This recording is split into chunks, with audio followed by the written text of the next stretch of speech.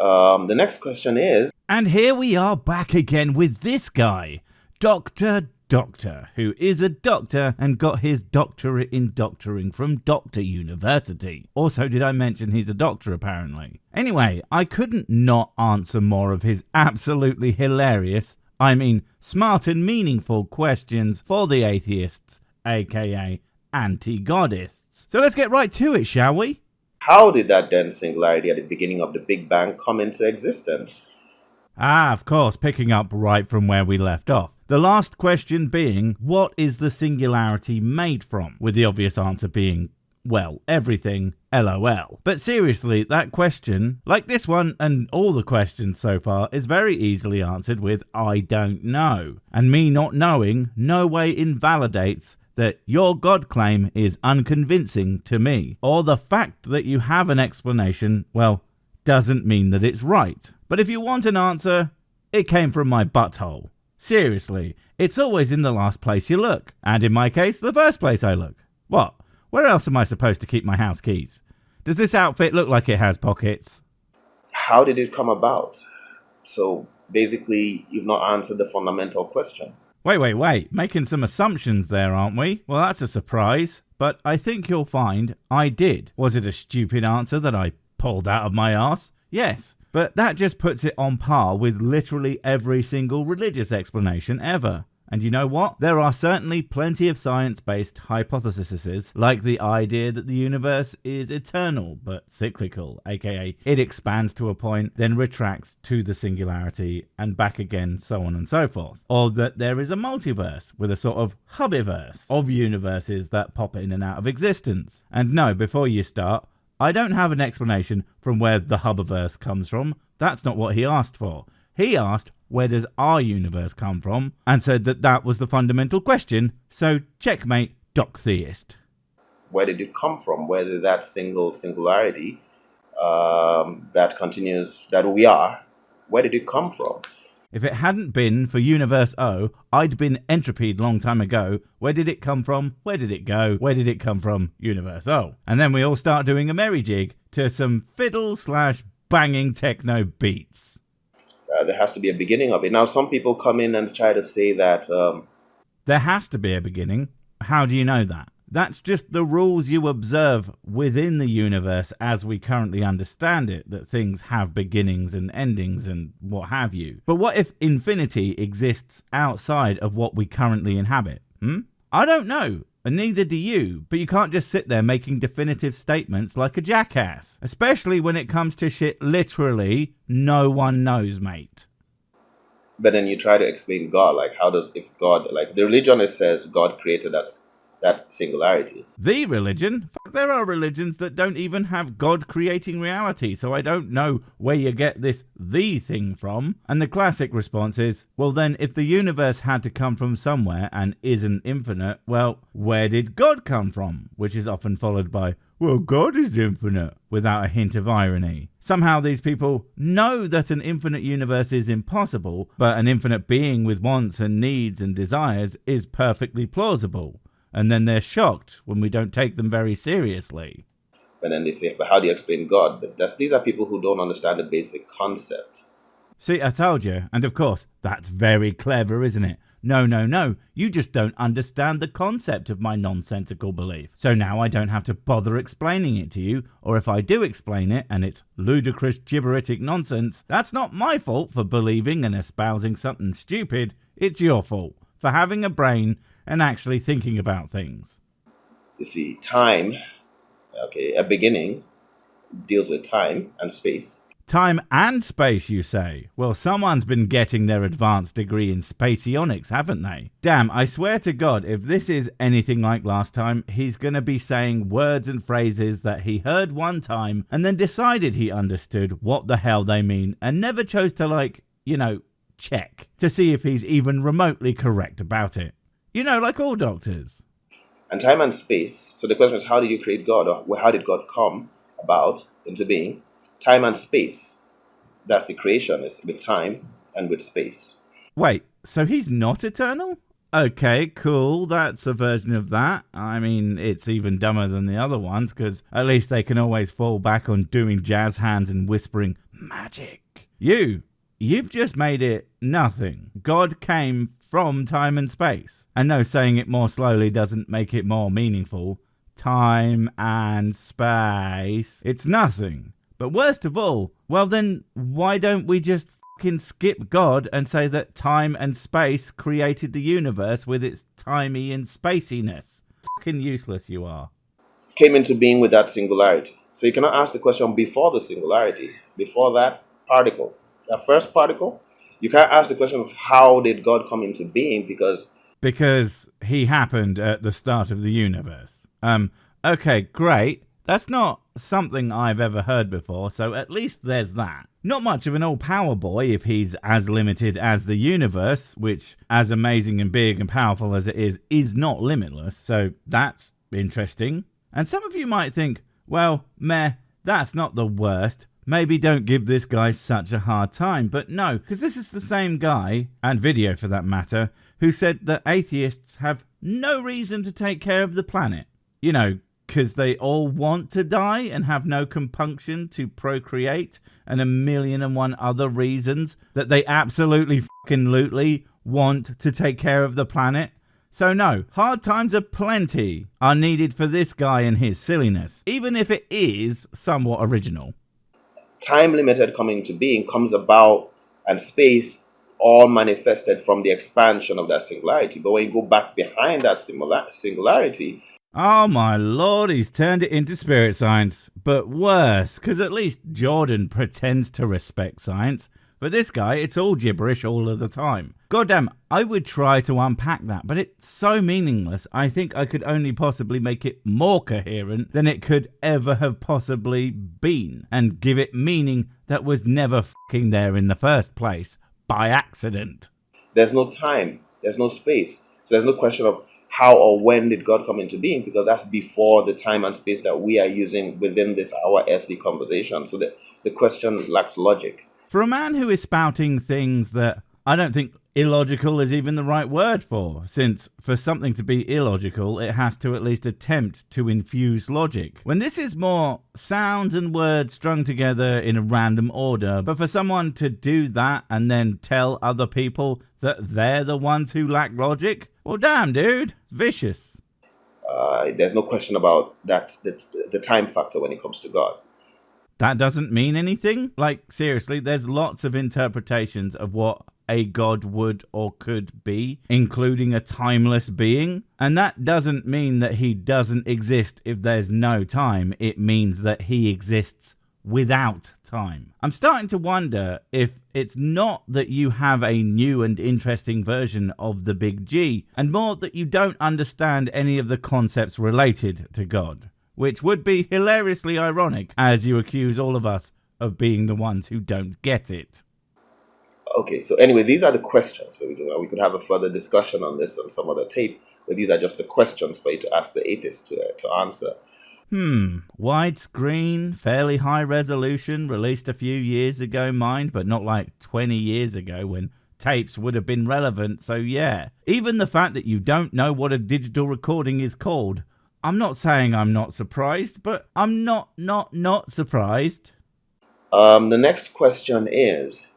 Well, thank time theism for that. I seriously didn't think I had any more fun to make of that asinine garbage. I know it's my job, but when what they give me couldn't be understood with a Collins English dictionary, a Rosetta Stone and a God-powered breakfast decoder ring, it makes it very hard. Can something come into existence out of nothing? If not, how do you explain the last two questions? I explained the last two questions in that you're an idiot who doesn't know where he is or what conversation we're having. And can something come into existence on its own? Yes, there's this little thing called quantum science, guys, and while I in no way, shape or form would even begin to claim to understand dick all about it, I have read papers discussing the vibration of some such thing that makes so-called virtual particles appear basically out of nowhere. So yeah, sounds pretty possible to me. And it's the same thing that, from the religious perspective, we say, okay, God created that singularity, created something out of nothing. Well, God and the singularity aren't the same thing. I have to bring this up more than I feel I should, but nature am God, singularity am God, whatever natural, mindless process am God is just so fucking worthless to any conversation. Because when people say God, we all understand that that means a thing with will and purpose, and more often than not is somewhat anthropomorphic. But when you say nature is as it is, and that's what you think of as God, then you don't. You think of nature as nature. That's it. Now stop. But for the person who doesn't believe in God, then who created that singularity, or how did that singularity come about? Cheese. Cheese created the singularity, or a bunch of electric fans, or a sack of angry kittens, or nothing at all. There's a lot of things I could say. Any of them could be correct, or close, and the rest are definitely wrong. But you call it a fundamental question, and I say it really, really isn't. I mean, for now, with what we know using the science TM, we don't know where the Uniboys comes from. So when you claim to know it was XYZ thing, whether it be God or any of the ridiculous questions, it is not invalid at all for me to say, I don't think that's likely.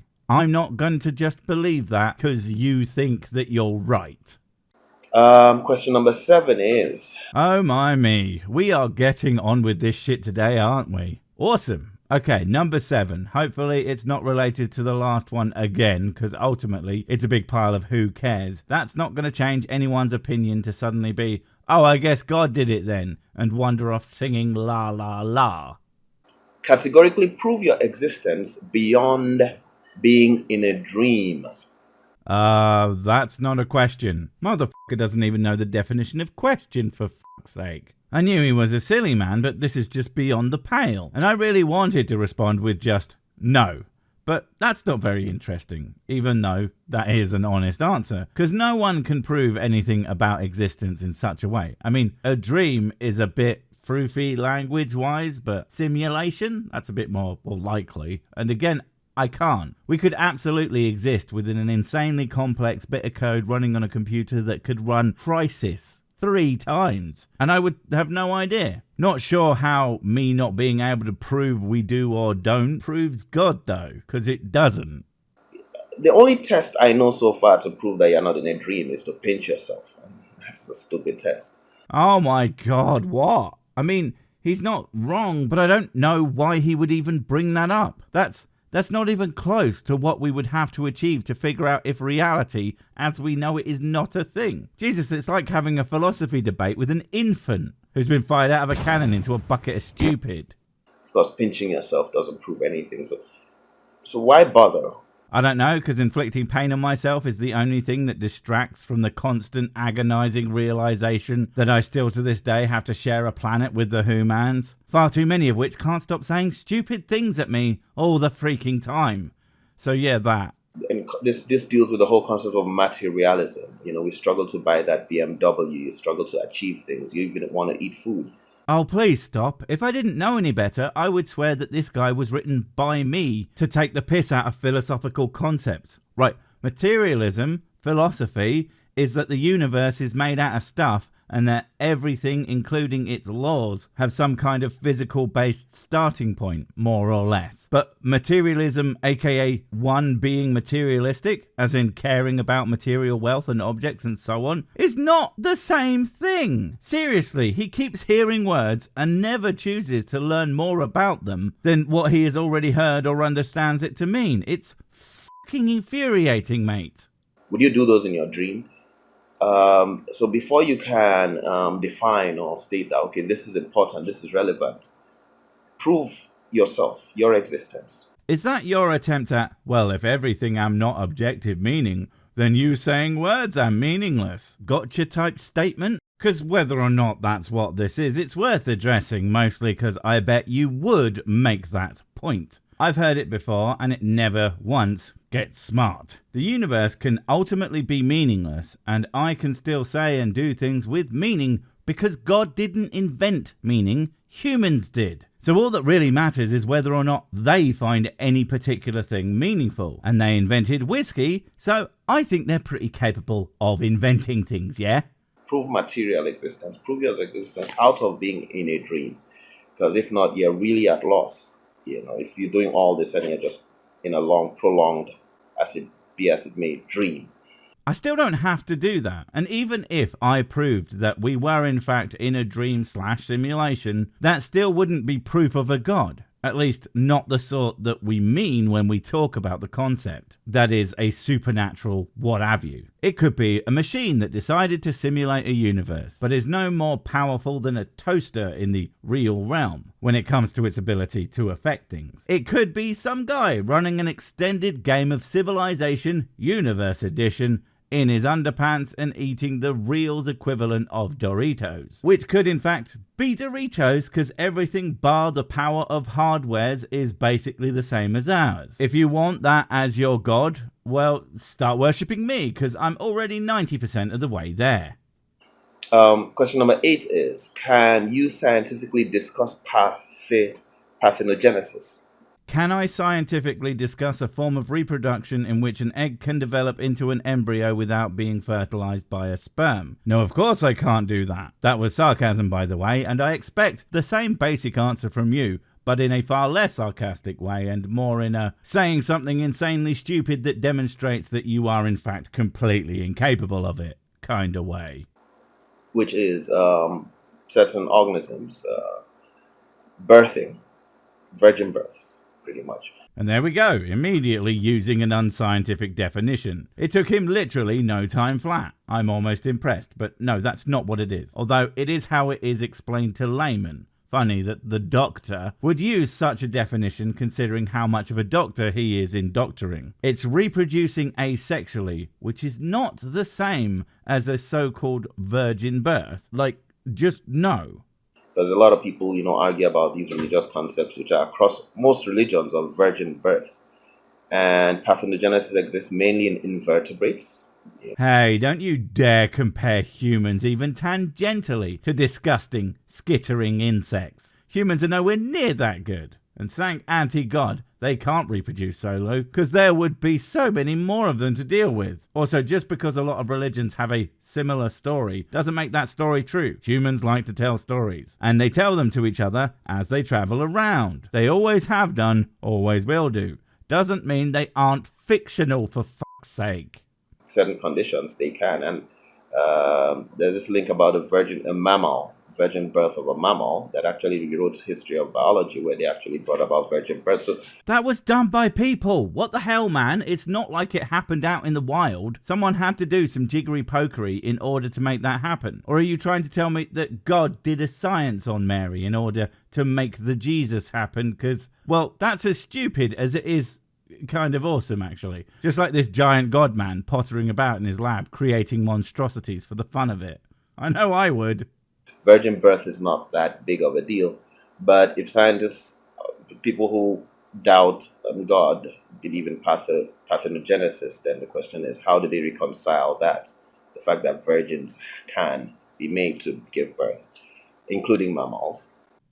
It is that big of a deal because that shit didn't just happen on its own, and it's not easy to achieve. The point was that virgin births happen via a supernatural agent. You know, a thing that is not just a big deal, assuming you can prove it, but would be the big deal in the context of what we're talking about. But you completely skip over that. And how can we reconcile it? Easily, because your so-called virgin births can be made to happen, and there's no such thing as a god. What the hell is wrong with you?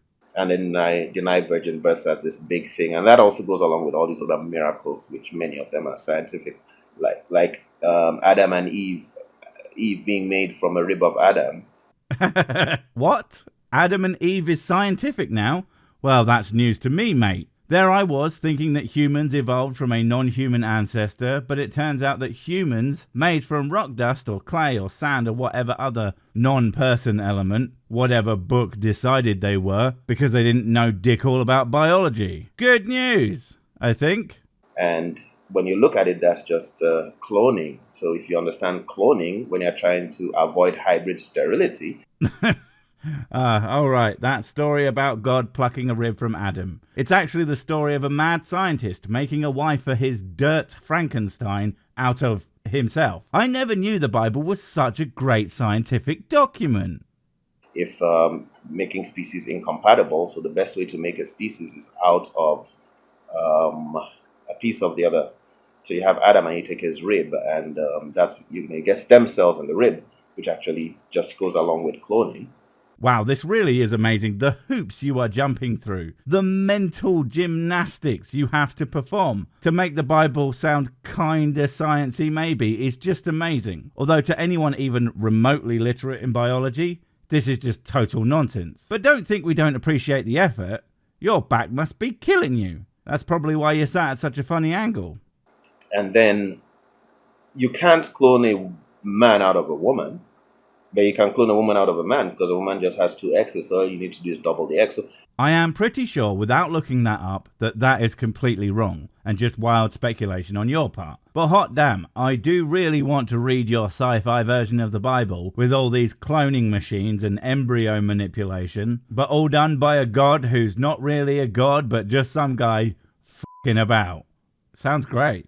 basically, when you talk about stuff like that, a lot of religious stories have simple scientific explanations, which work as long as you completely butcher the science and make a bunch of it up.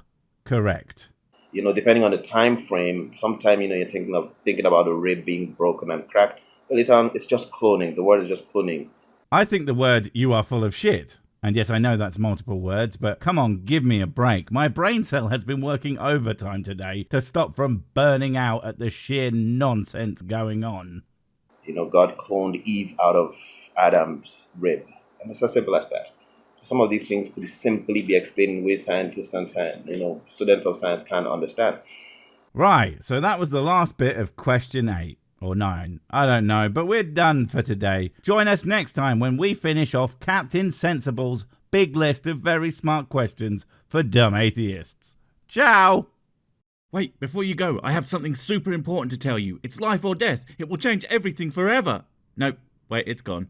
Oh well, probably wasn't important. But while I have you, don't forget to comment, subscribe and notify. And if you want more of my smexy voice, check out Mrs. Six's channel, Spoonstar Stories, where I narrate and voice all the videos, and she does the work. And if you want to support the channel, check out the merch store for cool t-shirts, or check out Patreon, memberships and PayPal to support directly. Finally, follow me on the medias of social to get completely pointless guff and to keep up on the latest releases. Oh, I just remembered what I was going to tell you. Whatever you do, don't touch the